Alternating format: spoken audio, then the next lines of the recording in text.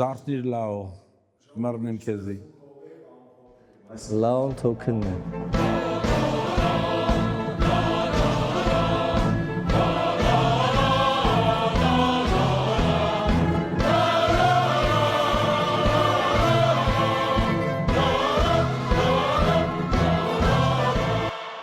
Այսօր առաջարկում եմ ամփոփենք կենաց ծառը հաղորդաշարի այս բոլոր 10 հաղորդումները, հասկանանք ի վերջո որտեղից են գալիս, որտեղ են գտնվում եւ ուր ենք գնում, ամենակարևորը ինչպես են գնում։ Առաջի հարցը, որ կարող ենք քննարկել, կարելի է արդյոք ունենալ ազգային պետություն առանց հստակ ձևակերպված ազգային ինքնության։ Իհարկե ոչ, որովհետեւ ազգային պետությունները ստեղծվել են հենց այդ նպատակով, որ պետքա ապահով ինչ-որ մի տարածքում, ինչ-որ ազգի համար ապահով պայմաններ ստեղծեն, որ այդ ազգությունը, այդ ինքնությունը կարողանա զարգանա։ Հիմա եթե մենք չենք կարող տալ ինչ-որ սահմանում ազգը ինչ է, ոնց մենք կարող ենք ասել, որ սա ազգային պետություն է։ Սա շատ դժվար հարց է, որովհետև ում էլ հարցնես այսօր կարող է մի 6-7 տարբեր պատասխան լսես։ Ես նկատի ունեմ ազգագետներից, որ հարցնես, բայց մենք պետք է միևնույնն է գտնենք ինչ-որ բավարար կոնսենսուս, որ կարողանանք ասենք մենք սենց ենք տեսնում։ Ու միջալոց էլ ինչ-որ մեր իշխանություններն են այսօր ասում, դա շատ հեռու չի հենց սահմանումից, որը որ տվել էր Յոսիֆ Ջուգաշվիլին կամ Ջուգաևը Վիսարիոնովիչը 1913 թվականին։ Չգիտեմ ինքն է գրել այդ հոդվածը, թե իր տեղն են գրել, բայց ինքը բանն էր, չէ, ազգությունների նարկոմն էր նաև առաջի բոլշևիկների կառավարությունում։ Այնպես որ այդ հարցը միշտ դարքիր է եղել, ինքը բացի պատմությունից, մշակույթից, լեզվից, նաև գրում էր տարածքի մասին, որ այդ տարածքի վրա է ազգը ձևավորված եւ այդ ազգի բան։ Բայց կան ազգեր, որ աշխարհում մեկ տարածված են, ոնց պետք է այդ տարածքի վրա բան անես։ Դրա համար դա խնդիր է եւ մեր իշխանությունները փաստորեն ասում են այս տարածքն է, այս հիմա մենք ստացել ենք արդեն բոլորը կադաստրի թուղթը ստացել ենք, այս ով Գերու չենք ստացել։ Այս բան երբ որ մենք ասում ենք, հեսա տարվեր ենք։ Երբ որ մենք գրանցում ենք հաղորդումը, գործադիր իշխանության ղեկավարը գտնվում է Ստամբուլում, Դոլմաբախչիեում հանդիպում է Էրդողանի հետ։ Հələ տեսնենք ինչով հետ կգա։ Հիմա կադաստրի թղթով հետ կգա, թե ինչ ուրիշ բանով։ Դա մեծ հարց է։ Ամեն դեպքում Եվ ինչեր են գրած կլինի այդ կադաստրի իրանց պատկերացրածը հետեւյալն է, եւ դա նաեւ դտկամ հերու չի հենց ֆրանսիական պատկերացումից, որ ով որ ծնվել է այս տարածքում, արդեն ֆրանսիացի է։ Ֆրանսիայի քաղաքացին ֆրանսիացի է։ Դա նշանակելու է մեզ համար, որ միայն այս տարածքում քաղաքացիություն ստացած մարդիկ համարվելու են հայ, որպես քաղաքական ազգ։ Եվ դա դուրս է թողնելու ամբողջ Սփյուռքը, տարբեր գնահատականներ են տրվում, ես հիմա չգիտեմ, ամենատարածվածը երևի որ 9 միլիոն ենք, 10 միլիոն ենք, կարող է կամ էլ չկա Սփյուռքում, չգիտեմ։ Բայց ամեն դեպքում մենք հասկանում ենք, չէ՞, որ մենք շատ կարևոր ուրեմն կապիտալ ունենք, ոչ միայն գումարի առումով, այլ մարդկային կապիտալ ունենք, որը որ միայն Հայաստանում չի։ Ձեր առաջի հաղորդման ժամանակ քննարկում էիք ազգային ինքնության 6 հատկանիշները, ի վերջո, քանի որ ամփոփում ենք, մենք որ հատկանիշի շուրջ ենք միավորումը փնտրելու, պատմական, կրոնական, լեզվական, արժեհամակարգային։ Ինձ թվում է, եթե մենք փորձենք ինչ-որ մի չափանիշի շուրջ դա անենք, այն մի թելը, որ կապում է մեզ բոլորիս այսօր երևի, դա պատմականն է, եւ ես երբ որ ասում եմ պատմական, շատերը ամենաշատը ասում են ցեղասպանությունը, դա անենց բացասական բան է, բայց մեր պատմությունը միայն ցեղասպանությունը չի։ Մենք ունենք շատ բան տվել ենք ուրեմն քաղաքակրթությանը, աշխարհին, տվել ենք միտք, տվել ենք արվեստ, տվել ենք շատ բան ենք տվել։ Նույն Դոլմաբախչիեն ճարտարապետ Բալյանների ստեղծագործություններից է։ Ճարտարապետության մասին ասացիք, ես հիշեցի ուրեմն այս վերջերս էր Ֆլորենցիայում այնց ստացվեց, որ մի քանի հոգի հայ նայում էին Դուոմոյին եւ հիացած էին, ասում են, այ սա ճարտարապետություն, այս ինչա։ Եվ մտքովս գես ինչ անցավ այս վերջերս պատղնիում էի, ուրեմն այդտեղ 7-րդ դարվա եկեղեցիա քարու քանդված, արդեն ուրեմն մնացել են փլատակները եւ բան, բայց կառուցվել է տաճարի վրա, հա, մինչեւ այդ տաճարը։ Հեթանոսական։ Հեթանոսական։ Եվ դու հասկանում ես, որ 7-րդ դարում արդեն մեր ճարտարապետությունը այնպիսի բաներ արել եւ այդ գմբեթը, որ Բրուլանեսկին ստեղծել էր ժամանակին, բարձրավոր ինքը օգտվել էր բյուզանդական ճարտարապետությունից, իսկ բյուզանդական ճարտարապետությունը չի բացառում, որ հայկականից է վերցրել են։ Կոնստանտինոպոլիսի Այա Սոֆիան էլ սկզբում էլի Վերադառնալով հարցի, ես ասում եմ, որ միայն պատմությունը չի, իմ պատկերացմամբ այն մարդը, ով ասում է, որ ինքը հայ է, բնակվում է Սփյուռքում, պարզաբար կարող է քաղաքացի էլ չի Հայաստանի, բայց ասում է, որ հայ է, ինքը իրան ճանաչում է հայ եւ մասնակցում է։ Այդ երկու կարևոր պահ կա։ մասնակցում է Հայաստանի Հանրապետության կյանքին։ Հայաստանի Հանրապետության կյանքին, համայնքի կյանքին մասնակցում է։ Այդ մասնակցությունը շատ կարևոր է։ Դե մասնակցում էին 35 տարի փող էին տալիս, էլի Բայց ես այդ մասնակցության մասին չեմ ասում, մասնակցությունը պետք է լինի ավելի 2 անգամ տարին չեք դուրս գրելով, դա մասնակցություն չի։ Մասնակցությունը լինում է, երբ որ դու կարողանում ես համայնքի կյանքում մասնակցել եւ կարևոր որոշումները, որ ընդունվում է քո մասնակցությանը, քո ձայնը ինչ որ ազդեցություն ունի այդ ընթացքի վրա։ Ես նորից ուզում եմ հստակեցնեմ, որովհետև շատ անգամ ասում են, այ բա վտանգությունը, բա այդ ինչա նշանակելու, եթե բոլորը ասում են հայ են գան Հայաստան եւ այլն։ Չգան Հայաստան, դրսից մասնակցեն, Ամերիկա հայերը ամերիկյան կառավարության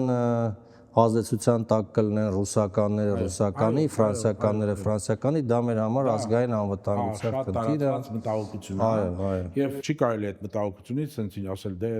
անհեթեթություն, դա ինչա նշանակում եւ այլն։ Չէ, մտահոգությունն է, պետք է մտածել ուրեմն,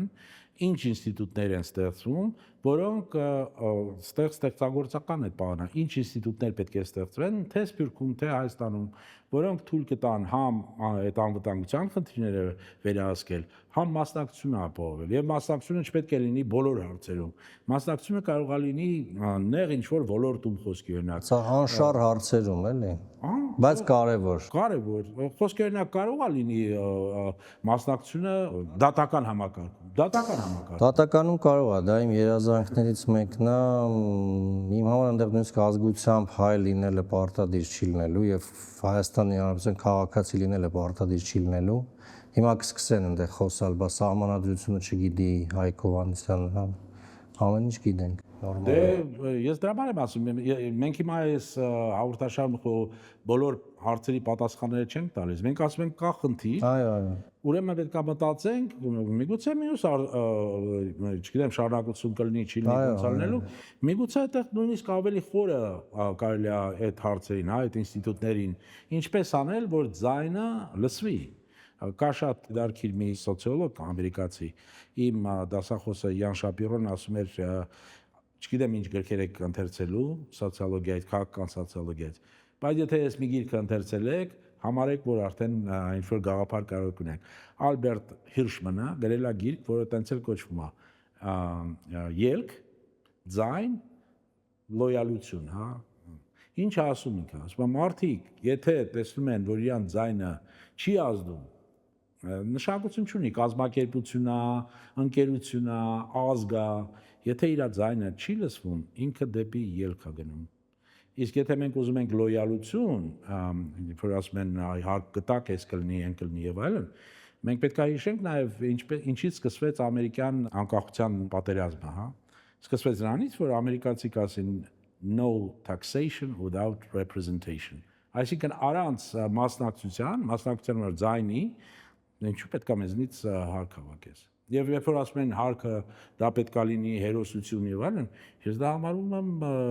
լրիվ անհետեթություն, որովհետեւ հարկը դա պարտականությունն է, բոլորը պետք է տան, ոչ թե մեկը։ Եվ Սփյուռքը նաեւ այդտեղ էլ կարող է ինչ որ ձև կարելի է կազմակերպել։ Կան չէ սփյուռքահայեր, որոնք միջին Հայաստանցուց, խոսքի օրինակ, ավելի շատ գումար են հատկացնում Հայաստանի համար։ Եվ ուծե պատրաստ են հարկի տեսքով իրենց տարեկան եկամտի մի որևէ չնչին տոկոս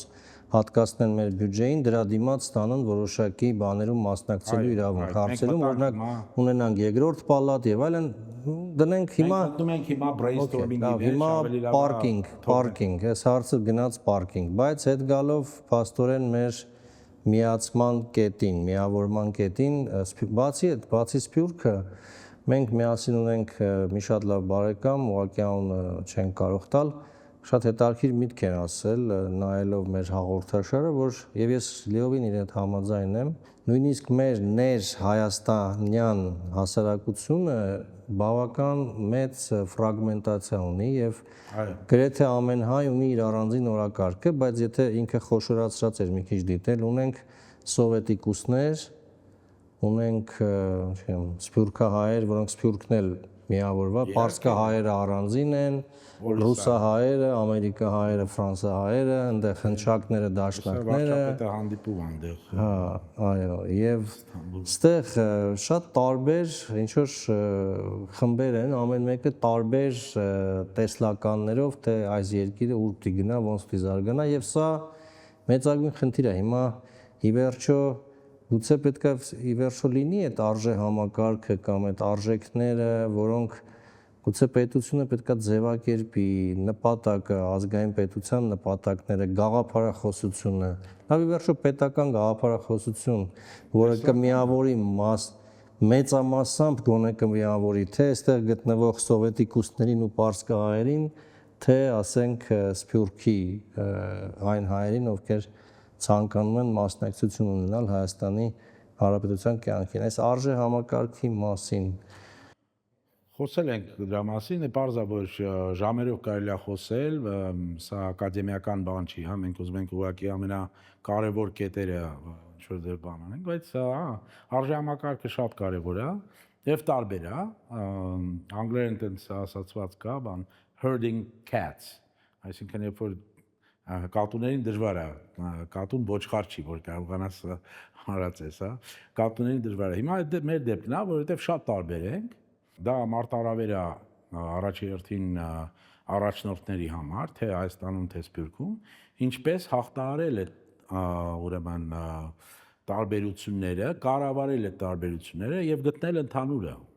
Եվ ընդհանուրը իհարկե արժեհամակարգում է պետք, եթե չկա, պետք է դաստիարակվի, ստեղծվի, բայց գիտակցելով, որ կան արժեքներ, որոնք որ նպաստելու են ուժեղ, եթե հզոր բառը չեմ ուզում օգտագործել, ուժեղ պետություն, ազգային պետություն ունենալու, եւ կան արժեքներ, որոնք որ խանգարում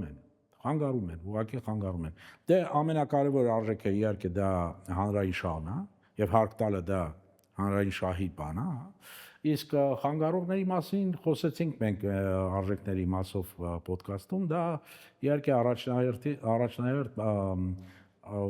դա ոչ միայն Հայաստանում, ես չեմ ուզում որ մենք ասենք որ սա միայն Հայաստանում է տեղ ունենում, բայց Հայաստանում շատ է տարածված, նմանավանդ 90-ականներից այս կողմ այդ սոցիալ դարվինիզմը, գոյատևումը բերել է նրան, որ մարդիկ ավելի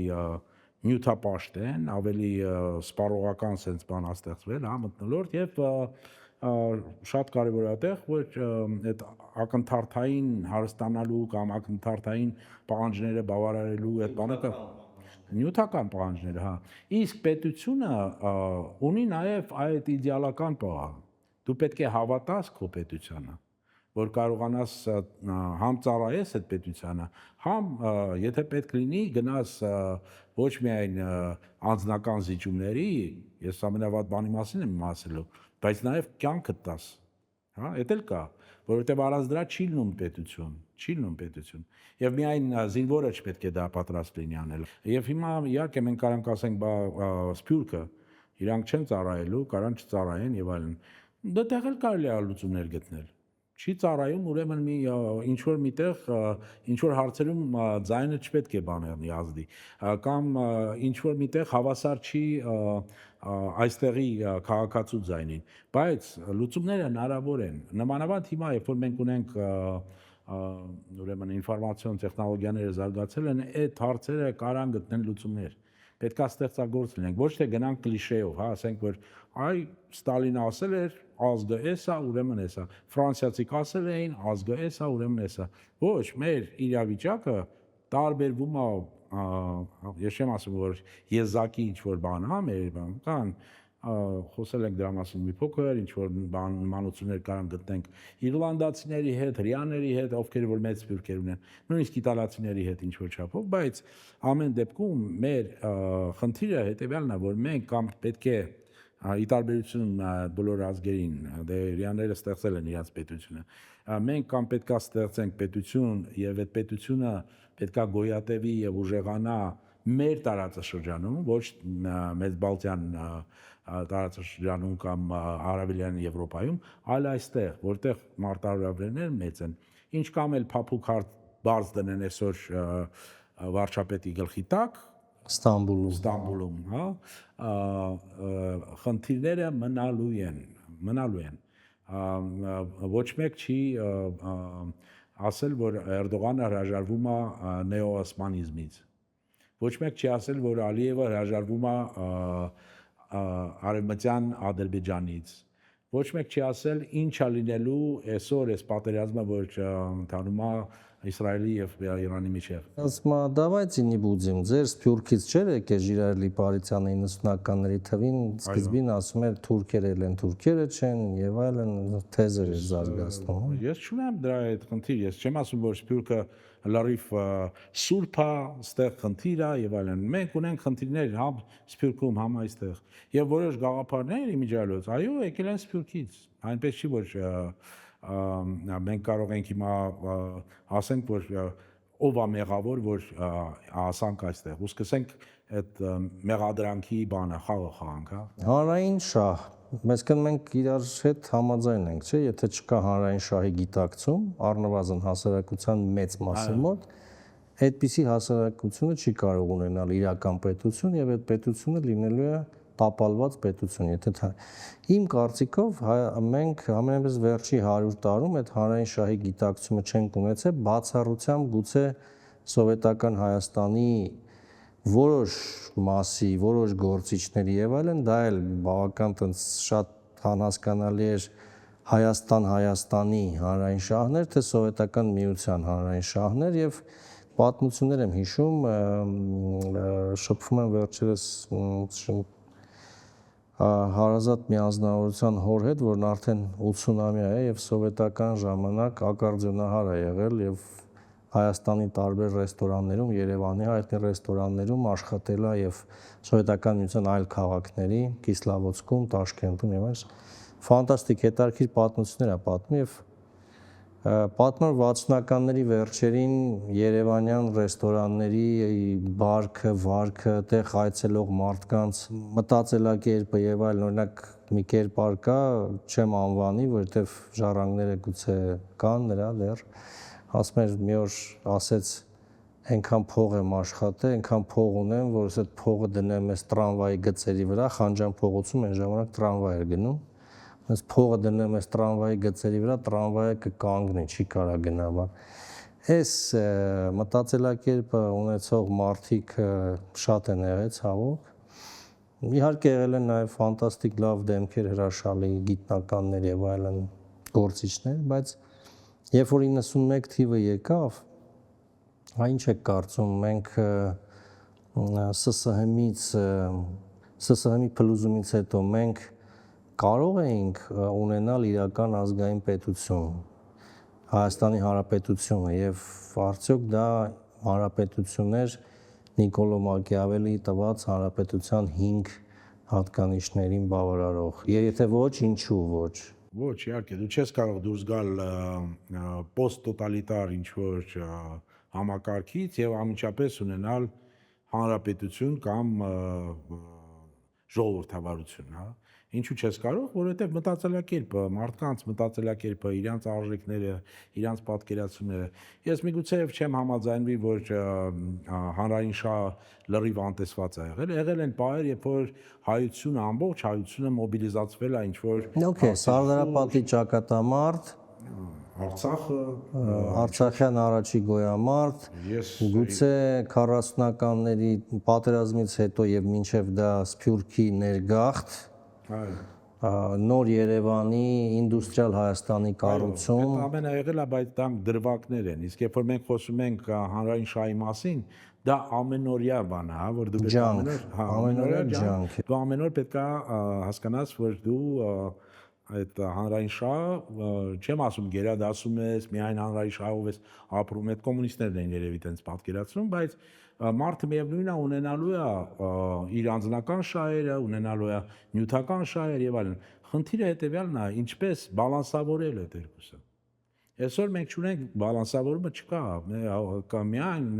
ամենակարևորը դա նյութականն է եւ սպառողական այդ պատկերացումները։ Եվ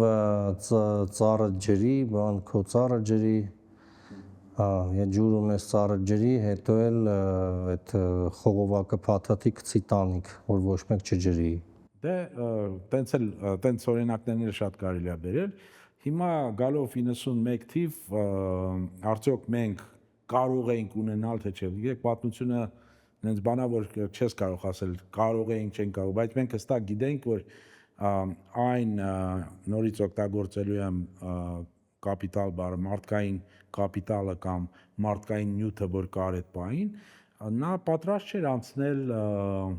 անմիջապես ժողովրդավարության կամ հանրապետության, հա։ Պետք էր ժամանակ, որ այդ դաստիարակվեր, ստեղծվեր, առաջի հերթին մարդը, որը կրում է այդ արժեքները, որ հետո նոր անցնենք, բայց մենք ինչ արեցինք, մենք գնացինք 3 տարբեր խնդիր զուգահեռ պետքա 91-ից լուծենք, ուրեմն անկախ պետություն է, ծախսերը մեծ, պատերազմ եւ այլն, երկրորդը անցնել շուկայական հարաբերությունների, երրորդը անցնել անմիջապես ժողովրդավարությանը։ Եվ փաստորեն գնացինք 3 ճանապարհով եւ ունենք մենք արդյոք այսօր լիակատար շուկա։ Ինչ որ չափով կարող է հաջողություններ կան, մարդիկ կարան ասեն, որ ես էլ կայներ կա, բայց չի ասի, որ դա լիակատար շուկա է, որտեղ մրցակցությունը արդար է այդ շուկայում։ Ժողովրդավարությունը դրա մասին չեմ ուզում ասել, որովհետև եթե հանրապետություն չկա, իսկ իմ համոզմամբ չկա հանրապետություն։ Մենք ամեն օր ստանում ենք դրա նոր ապացույցները, հա։ Չկա հանրապետություն ինչու, որովհետև տենց էլ չհասանք այն պահին, երբ որ ամենակարևոր ուրեմն չափանիշը, երբ որ դու ունես իշխանությունները տարանջատված եւ ազատ, նմանավանդ դատական համակարգը։ Ես դրա մասին երկու բառ եթե թույլ տաք ասեմ, ուրեմն ինձ հասցնում է գրեթե հուսահատության, երբ որ ես տեսնում եմ, որ նույն դատական իշխանության առաջին դեմքերը հարցազրույց տալիս կամ երկրի, ասենք, նշանակալի ծայրերը հարցազրույց տալիս խոսքում իրենց հանրային շարունակում են օգտագործել երկրի ղեկավար, պետության գլուխ, պետության ղեկավար արտահայտությունը գործադիր իշխանության ղեկավարի մասին, որը ընդամենը կառավարության, վարչապետի մասին, իշխանության ղեկավարն է։ Հավասար իշխանություններ են եռանկյունու պես, որոնք միմյանց հակակշռում են, հավասարակշռում են գործադիր, դատական, օրենսդիր։ Բոլորը խոսում են երկրի ղեկավար, երկրի ղեկավար, երկրի ղեկավար, մեր երկրի ղեկավարը, եթե այսպես վերցնենք, նախագահն է։ Բայց վարչապետին բոլորը երկրի ղեկավարը այսօր հայաստանցիների համար երկրի ղեկավարը, թագավորը, տերտիրակալը դա կառավարության ղեկավարն է, վարչապետն է։ Եթե սովորական մարդիկ այս ընկալումը ունենային, ես ինչ որ միտեղ կասեի լավ, կդաստիարակենք, բայց երբ որ այսպիսի ընկալում ունեն դատական իշխանության ղեկավար կազմը, դատախազությունում, քննչական մարմիններում, նույն նախագահականում, էլ չասած այլ տեղերում, սա արդեն ինչի մասն է խոսում, որ մենք մեր աշխարհ ընկալումը, աշխարհ հայացքը մենք չունենք այդ հավասար վիճակը, էլի հասկանում եք։ Նիկոլո Մակիավելի անունը տվեցիք, մենք ունենք առանձին մի ոդկաստ նվիրված իրան, հենց Նիկոլո Մակիավելի ասած այն դրանն է, որ դու պետք է ունենաս տիրակալ, որը այդ ամենը հասկանում է եւ ստեղծում է այդ պայմանները, նաեւ դաստիարակում է այն արժեքները, որոնք որ հնարավորություն կտան անցնել հանրապետությանը։ հա դա շատ կարևոր հասկանալ, որովհետեւ մեզ թվում էր, որ անկախությունն եւ ամիջապես այդ ամենը ինչ որ մի ձև կարգավորվելու է, ձևավորվելու է։ Եթե արդեն 30 տարի անցել է, հիմա մեր 34 տարի անցել է, շնորհակալություն։ Ուրեմն 34 տարի անցել է եւ մեր իշխանությունները ասում են նոր են գտել Հայաստանը։ Հա նոր են գտել Հայաստանը։ Ուրեմն բայց արդյոք դա նշանակում է, որ եթե մենք 34 տարում չենք արել դա անհնարինելու անել։ Ոչ, ես չեմ համարում այդպես, բայց մենք պետք է գիտակցենք որտեղ են խնդիրները, որ խնդիրները պետք է առաջնահերթ լուծում ստանան, որ մենք կարողանանք գնալ այդ ուղղությամբ։ Արժե համակարգային են խնդիրները, որտեղ 91 թվին եկավ ՀՀՇ-ն, իրանք պահեցին այն պետական ապարատը, այն մասշտաբների մեջ, որը անհրաժեշտ էր սովետական միությունը սպասարկելու համար։ Ազգային ժողովի կազմը, ասենք, կարա կեսը լինի, էլի։ Պետական բոլոր նախարարությունները, այդ բոլոր բռնող, ստուգող հիմնարկությունները եւ այլն, նույն, ասենք, իրենք մնացել են կայսերական մասշտաբների եւ քանակի ինստիտուտներ իմ վզին, ձեր վզին եւ մեր հարկատուների վզին, որը ոչ մեկ չի գիտակցում, գուցե շատերը չեն գիտակցում, որ պետք է երևի 70%-ով այդ ամեն ինչը կրճատել։ Իսկ ինչի չեն կրճատել, որովհետեւ դրանք իրանց համար ձայն են, քվեարկության ժամանակ ձայն են, ամեն վարչության պետի տեղակալը իր հետ բերում է առնվազն 4 հոգի ընտանիքի անդամ, առնվազն։ Այդպես այդ վարչական ապարատը եւ այսինքն մեզ պետք են այնպիսի առաջնորդներ, որոնք չեն գալիս, որպեսզի իրենց լավ լինի, այլ գալիս են, որպեսզի ունեն տեսլական եւ ցանկանում են երկիրը հանել այս վիճակից։ Ինձ թվում է։ Եվ ինչպես գտնել այդ առաջնորդներին։ Մենք ունեինք փաստորեն վստահության շարք, ունենք հանրապետության մասին, այդ գաղափարախոսությունը լավ ապրել, կրթվելը, նորաձևը լավ ապրել։ Ինչ եք կարծում։ Միջև այդ արցին անդրադառնալը, եթե թույլ տաք Հայկ, ուրեմն վերադառնանք մի փոքր 91 թիվ,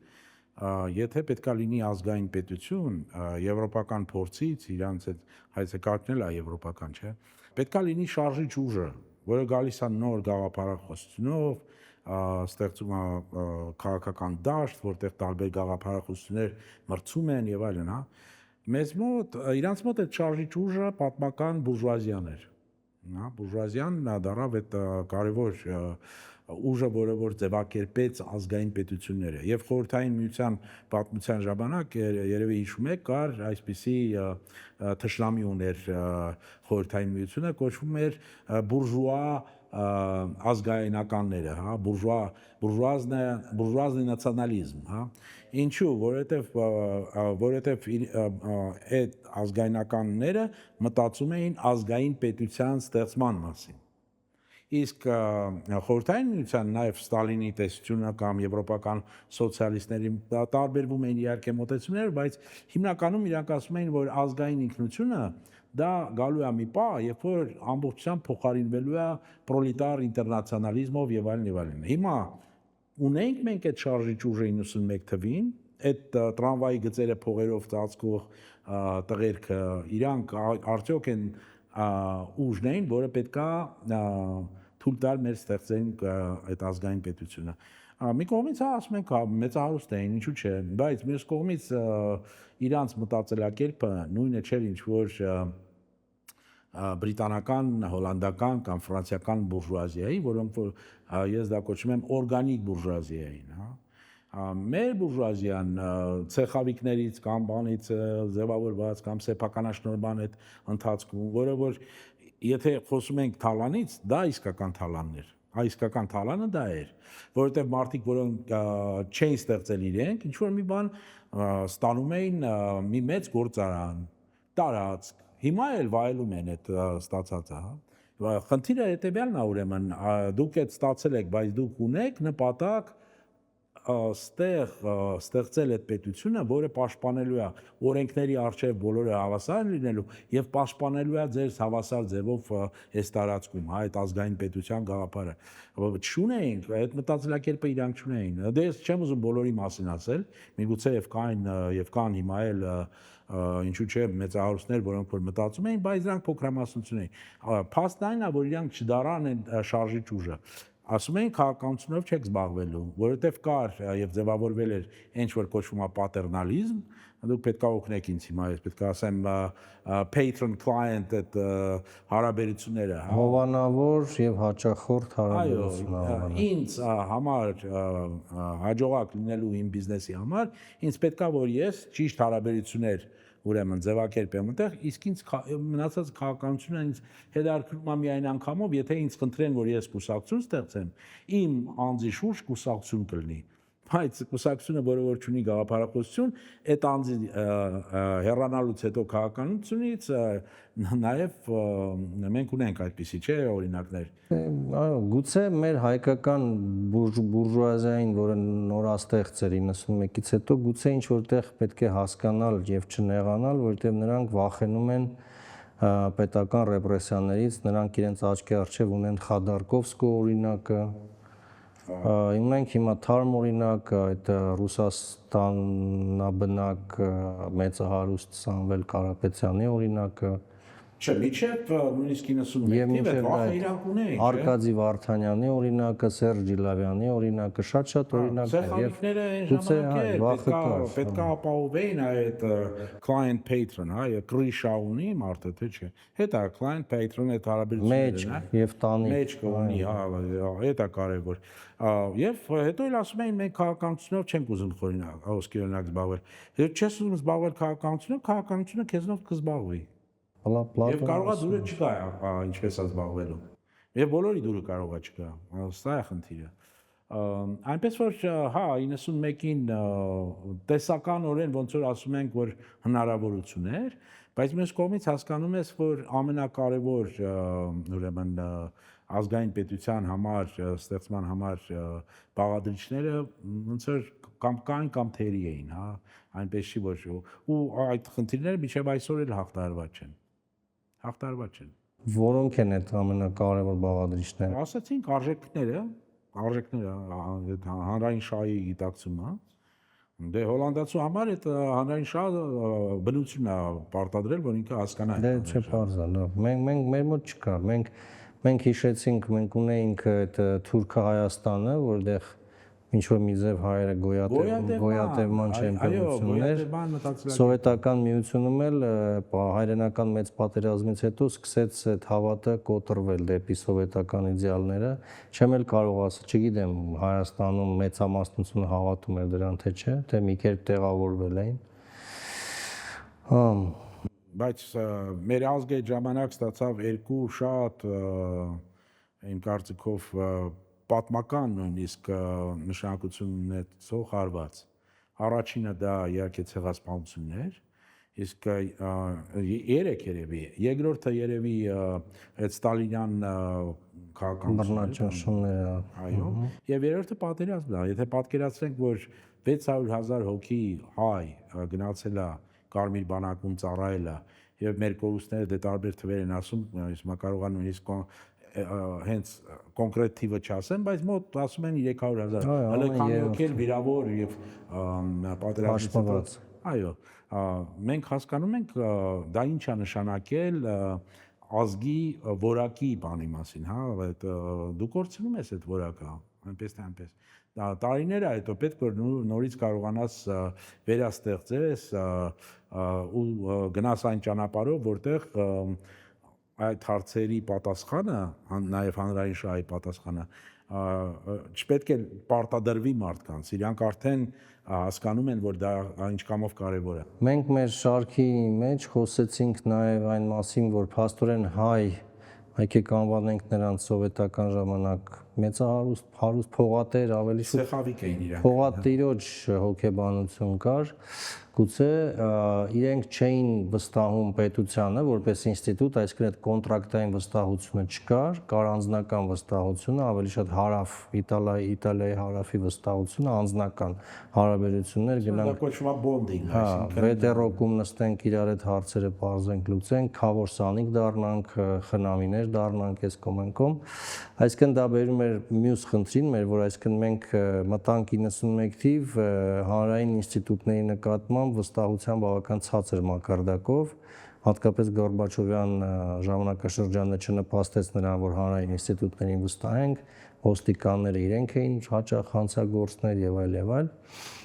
Եվ փաստորեն այդ վստահությունը որպես վարքագիծ, որպես մի բան, որը կարող է միավորել մարդկանց եւ շարժիչ ուժ դառնալ, դա էլ չունեինք։ Այսինքն 91-ից մինչև օրս չունենք եւ կարծես գնալով նվազեց։ Վստահության եւ էմպաթիային կգանք, ինչ եք կարծում սրա մասին։ Դե անձնական այդ վստահությունը դա է դոմինանտը, չնայած ինձ միշտ օրինակներ են բերում, որ Հայաստանում էլ կա սպոնտան վստահություն, Բելաներ են ինձ պատմում, ձեր կինը պատմում էր, որ Բերթում մուրաբաներ է դրված, մարդ չկա այնտեղ։ Բերթ, որ ասում եք, մանրամասն եք, Բերթ քաղաքի մասին, Շամշադինի, թե չեմ կմտածեն ուղիղ աշխատանքը։ Այդ Բերթում ուրեմն տեսել էր, որ այդ մուրաբաները դրված, մարդ չկա, փողը դիր, վերցրու եւ այլ։ Չէ, դու բայց տենց չէր։ Ուղղակի մարդ չկար, մենք փողը դրեցինք, մուրաբաները վերցրեցինք։ Նրանց ասում են Գորիսում էլ գրել էին մեզ դա սպոնտան վստահության բաները, բայց դա կղզիներ լինեն, այլ սպոնտան։ Կոմենտ էին գրել, որ Գորիսում եկեղեցում գումարը դնում են, բանը մոմը վերս։ Հայաստանում ամենադոմինանտը անձնականն է, դա բոնդինգ։ Եղել է եւ կա։ Ուրեմն կոնտրակտայինը չկա, որովհետեւ չենք կամ ինստիտուցիոնալը, որովհետեւ չենք վստահում այն ինստիտուտներին, դատարաններին, որոնք պետք է ապահովեն արդարությունը եւ էֆեկտիվությունը, վերականգնեն արդարությունը։ Այո, որովհետեւ եթե մենք ինչ-որ մի վեճ ունեցանք, ինձ դարքում է անգլերեն կոչվում է recourse, ես ինչ եմ անում։ Վերականգնենք արդարությունը։ Այո, ինչ պետք է անենք։ Առնվազն արդյունավետ չի, որովհետեւ եթե 8 տարի հետո վճիռ ստանանք, իմաստը կկորի, Եվ այստեղ իհարկե կամ դա կոչվում է bridging, այսինքն երբ որ ես մարդկանց ոչ միայն այդ patron client բանի մեջ եմ ես վստահում, այլ ես շատերին եմ վստահում, այստեղ մենք պետք է զգուշ լինենք, որ չընչի այնպես, որ մենք հիմա քարոզում ենք, որ պետք է կույր վստահություն լինի։ Ինչպես իմ ուսուցիչ Ֆիշերը ասում էր, ամեն զավթման հետևը ուրեմն խափանված բան կա, վստահություն կա, ինչ որ մեկը հափշտակման,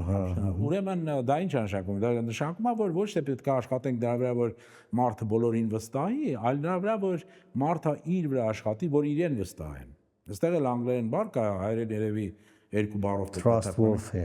trustworthy, այսինքն ես արժանի եմ վստահության, ես իմ խոսքի տերն եմ։ You can take my words to bank. Դա բարձ է, որ մեր մոտ հիմա մենք ընկել ենք բանի հետևից, ավելի արևմտյան կամ ասում են, ինչու՞ չէ, քաղաքական գործիչը կարա ստի նաև։ Տեսեք Թրամփը ինչ կամա ստում, կամ էս մեկը ինչ կամա ստում։ Եվ դա բերում է նրան, որ էլ ինչ վստահություն, եթե ամենավերևից առաջնորդը չի ծառայում որպես օրինակ իր ապրած կյանքով ամենօրյա, որ իր խոսքը համապատասխանում է իր արածին,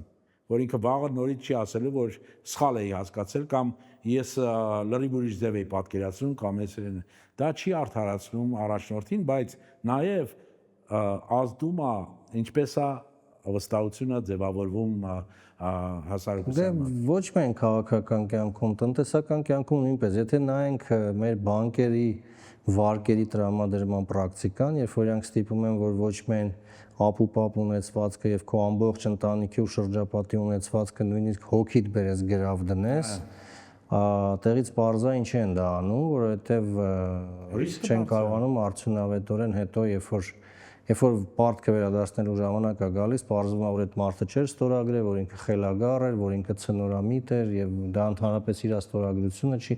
այսինքն երկակի sense անվստահության բանա, որը լրիվ անվստահություն։ Ես դες մի այլ եմ կոնկրետ հիմա այս բային ես ներկայացրել եմ չխորենամ որտեղ ամերիկյան դեսպանատունից հաստատված էֆիդևիտը եւ ինձ ասում են որ Հյուպատոսական կնիքներով, չէ՞, դեսպանը։ Դեվիդը մի հատ էլ պետքա Մեր արտգործնախարարության հյուպատոսական բարինը շտամպ դնի։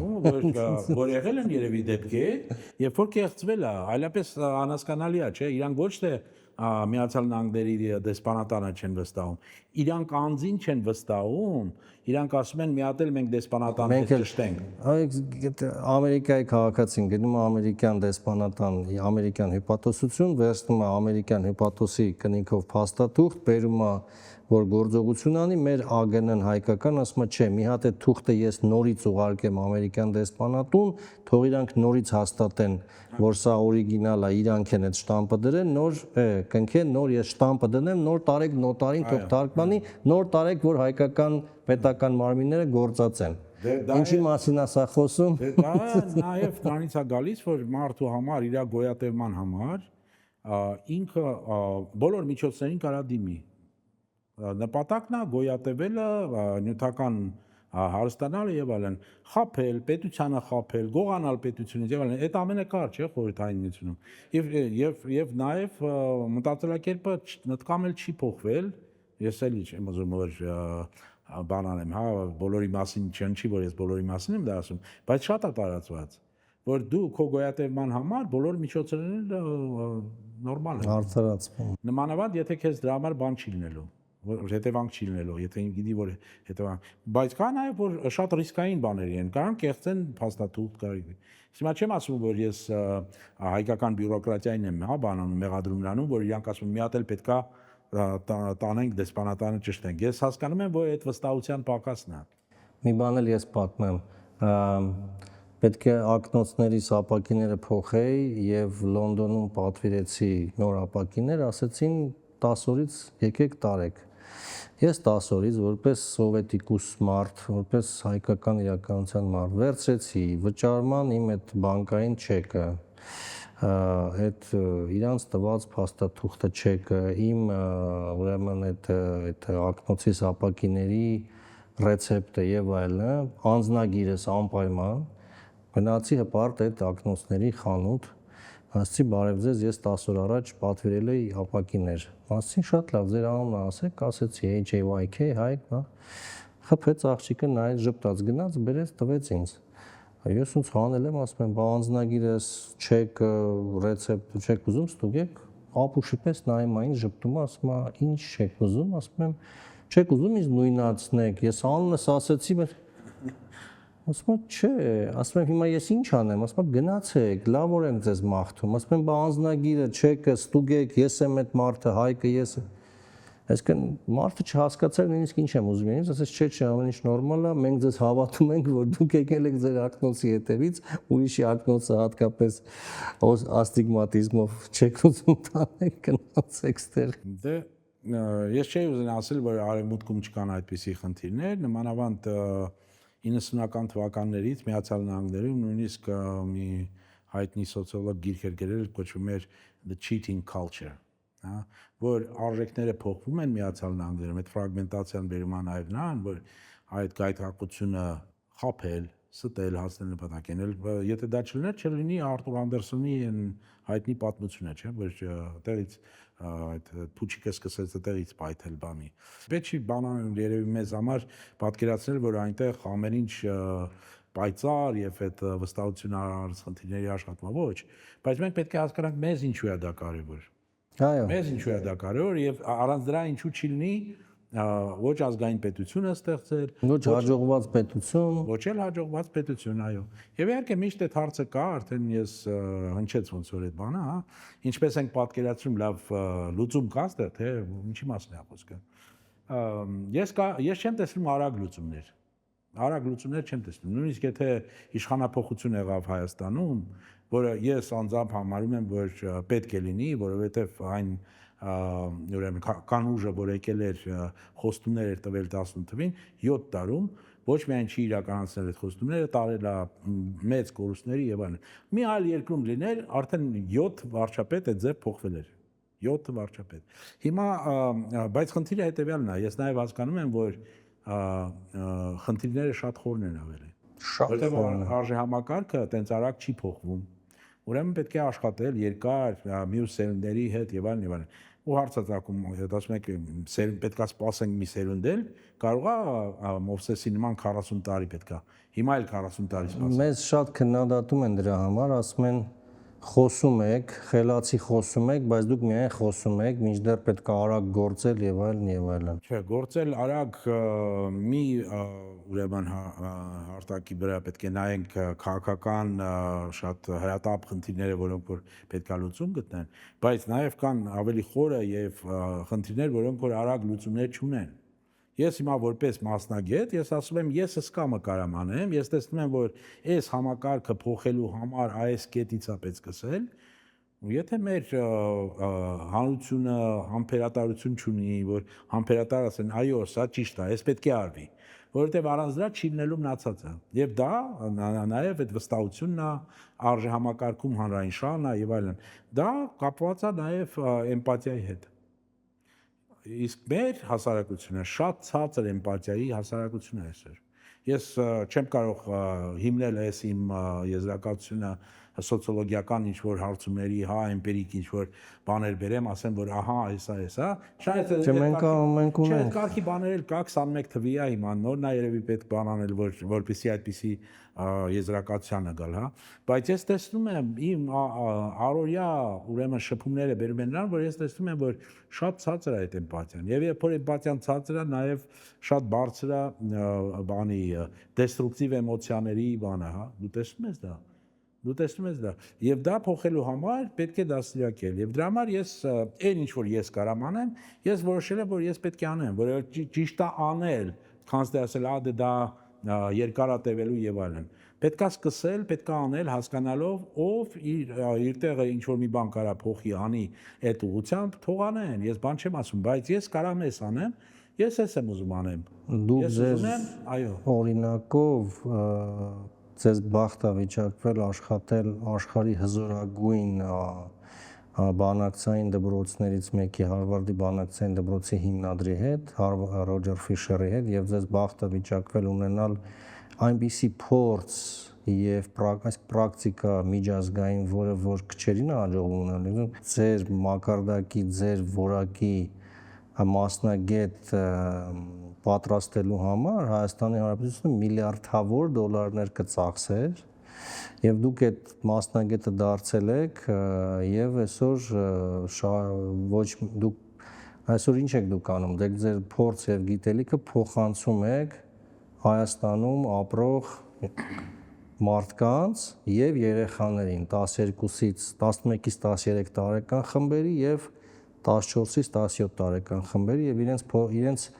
ուսուցանում եք այնպիսի հմտություններ, դաստիարակում եք իրենց մեջ այնպիսի հմտություններ, որը որ մեր սովորական դպրոցը չի դաստիարակում։ Եվ իմ պատկերացմամբ կարամ ավելացնեմ շնորհակալություն այդ դրա մասին թող իմանան, թող դրա մասին իմանան։ Ես ուղղակի ուզում եմ ասեմ, որ եթե մենք չկարողանանք դաստիարակել նոր սերունդ, որը կունենա առաջնորդներ եւ առաջնորդներ, որոնք կունենան այդ արժեքները եւ կհասկանան, որ ազգային պետության համար պետք է ձևակերպվի ամբողջ հասարակության մոտ մթնոլորտ։ Մենք չենք կարողանալու այս տարածաշրջանում ունենալ մրցակցության բանի տեսակետից, հա, որ ազգերը մրցակցում են, հա, ազգերի մրցակցության տեսակետից չեն կարողանա ունենալ հաջողակ պետություն, որովհետև այդ մրցակցությունը մեր տարածաշրջանում լրիվ այլ է, քան այլ տեղերում։ Ես համարում եմ, որ դա առասպել է պատկերացնել, որ մենք ոնց որ գերմանացիք եւ ֆրանսիացիք երկրորդ համաշխարհային պատերազմից հետո գանք համերաշխության եւ դրանից հետո կլինի ժողովրդավարություն եւ հավերժ խաղաղություն եւ այլն։ Եվ 5 րոպե հետո հայերն ու ադրբեջանցիներն ու թուրքերը կսկսեն առևտուր անել եւ կարող ենք առևտուրել անենք, դա խնդիրը չի լուծի բայդը։ Դա խնդիրը չի լուծի։ Մեզ պետք է որ մենք ունենանք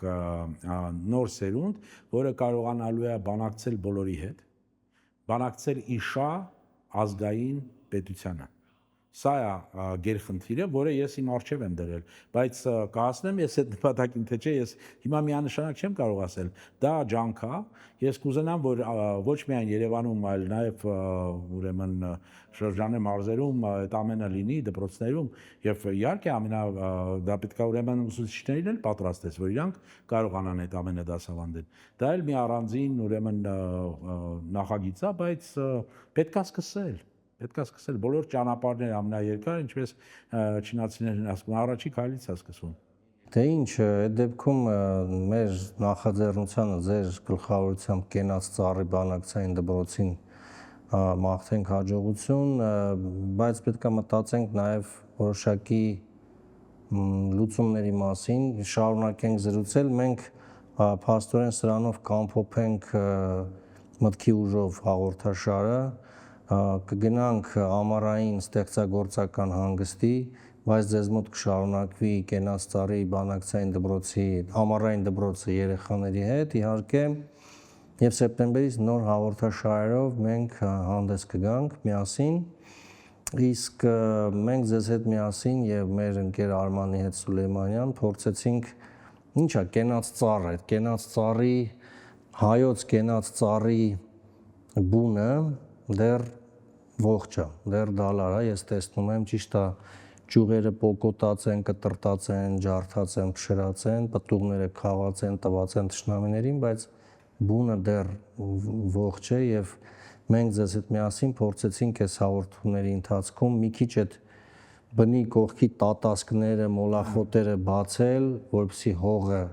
որում այդ արմատները կենաց ծառի հայոց կան, սկսի շնչել,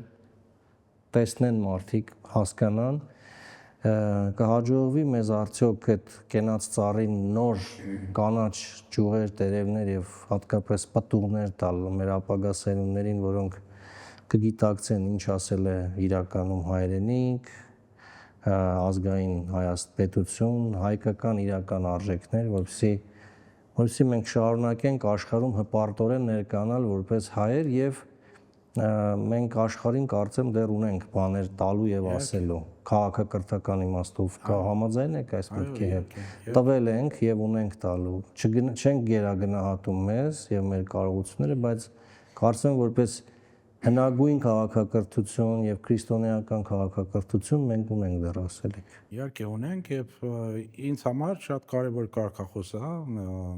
դա ինձ իհարկե ամերիկացիք են ժամանակին սովորացել արա այն ինչ որ ճիշտ է եւ թող լինի ինչ որ լինելու է ես կարողա չտեսնեմ նույնիսկ այդ ծառի ուրեմն նոր տերևները եւ այլն երիտասարդել չեմ որ ասեմ հա բայց դա չի նշանակում որ ես միջև վերջ պետք է անեմ այն ինչ որ ճիշտ է այն ինչ որ կարամ անեմ այն ինչ որ կարամ տամ պետք է անեմ որ ես էլ որ չտեսնեմ ուրեմն մյուս սերունդները երեխաներս կտեսնեն մյուս սերունդները կտեսնեն սա է շնորհակալություն ձեզ էլ Արմանին էլ բոլորին շնորհակալություն բոլոր թիմի անդամներին որոնք աշխատեցին մեզ հետ որովհետև թվում է որ դա շատ հեշտ է այդ ոդկասթը նստեցին խոսեցին գցեցինք YouTube-ը կամ բայց դա շատ մեծ աշխատանք է եւ ես ուզում եմ երախտապարտությունը հայտնեմ բոլորին ով մասնակցեց աշխատեց շնորհակալություն միասին գործենք անում շնորհակալություն